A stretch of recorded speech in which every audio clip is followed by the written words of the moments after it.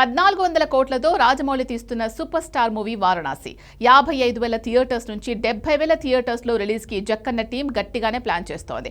అంతవరకు బాగానే ఉంది. కాకపోతే 10,000 కోట్ల వసూలని డిసైడ్ చేసే ప్రశ్న ఒక్కటి ఇప్పుడు ఎదురవుతోంది.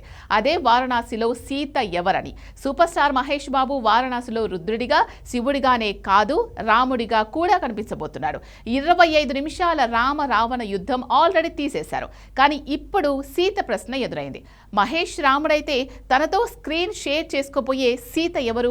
అన్నింటికంటే గ్లిమ్స్ లో కనిపించిన విజువల్స్ ప్రకారం హనుమంతుడిగా కనిపించబోతోంది ఎవరు? ఆదిపురుష్ ఫైనల్ అవుట్పుట్ బాలేకే అది ఆడలేదు అన్నది ఎంత నిజమో, సీత పాత్రకి కృతి సెట్ అవ్వలేదు అన్నది అంతకంటే నిజం. కాబట్టి రామాయణంలో రాముడి పాత్రతో సమానంగా ముఖ్యమైంది సీత రోల్. అక్కడ ఏ మాత్రం అటు ఇటు తేడా జరిగినా రిజల్ట్ రివర్స్ అవుతుందని చాలా వరకు హిందీ రామాయణాలు తేల్చాయి. అందుకే 4,000 కోట్ల హిందీ రామాయణానికి సాయి పల్లవి లాంటి మంచి ఇమేజ్ ఉన్న హీరోయిన్ తీసుకున్నారు. సో వారణాసిలో సీతమ్మగా నటించేదెవరు? ఇదెందుకు 10,000 కోట్ల ప్రశ్న? Take a look.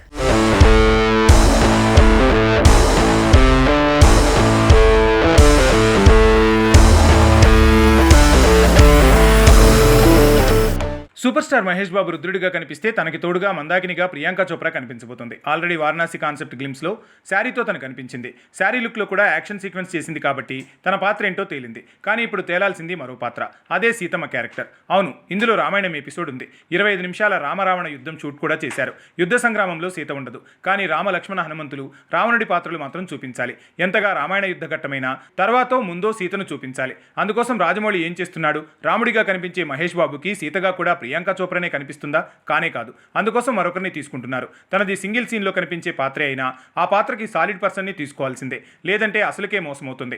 అసలే ఆదిపురుషులో సీత పాత్రకి కృతి సనన్ని తీసుకుంటే ఎవరూ ఒప్పుకోలేదు. 4,000 కోట్ల కొత్త రామాయణంలో సీతగా సాయి పల్లవి అనగానే అదెలా ఉన్నా సాయి పల్లవి సీతగా అంటే అంతా ఒప్పుకునే పరిస్థితి. సో ఇదొక్కటి చాలు. సీత పాత్రలో కనిపించే హీరోయిన్కి ఎంత ఇంపార్టెన్స్ ఉందో. వారణాసిలో రామాయణ ఘట్టం చిన్నదే అయినా అందులో సీత పాత్ర కూడా 2-3 నిమిషాలే కనిపించేదైనా ఎవరితో పడితే వాళ్లతో ఆ పాత్ర చేయటం రిస్కే. అందుకే సరైన వ్యక్తి కోసం వేట మొదలుపెట్టింది వారణాసి టీం. ప్రెజెంట్ పాట షూటింగ్ పనుల్లో ఉన్న రాజమౌళి త్వరలో సీతను కన్ఫర్మ్ చేస్తాడట. ఎందుకంటే మేలో తన సీన్ షూటింగ్ ప్లాన్ చేశారు. అంటే ఒక నెలలో సీత పాత్ర ఎవరు వేయబోతున్నారో తేలుతుంది. బాహుబలి లాంటి మూవీలో బాహుబలికి జోడీగా కనిపించిన అనుష్క పాత్ర కూడా సీతని రిఫ్లెక్ట్ చేసింది తను కాబట్టి ఆ పాత్ర విషయంలో జనాల నుంచి సాలిడ్ రెస్పాన్స్ వచ్చింది. బాహుబలి ఓ రకంగా రామాయణానికి మరో వర్షన్ కాబట్టి ఇలాంటి పోలికలు కనిపించాయి. సో రాముడే కాదు, సీత పాత్ర కూడా గొప్పగా ఉంటేనే రామాయణం జనాల్లోకి వెళ్తుంది. అది సినిమా అయినా సీన్ అయినా అంతే. కాబట్టి 10,000 కోట్లు రాబట్టే సత్తా ఉన్న రామాయణం ఫేట్ని సీత పాత్రే డిసైడ్ చేసే ఛాన్స్ ఉంది. ఇంకా రామరావణ ఘట్టంలో హనుమంతుడి పాత్ర వేసేదెవరు, రావణుడెవరు? ఈ ప్రశ్నలు కూడా చాలా ఇంట్రెస్టింగ్ అంశాలే.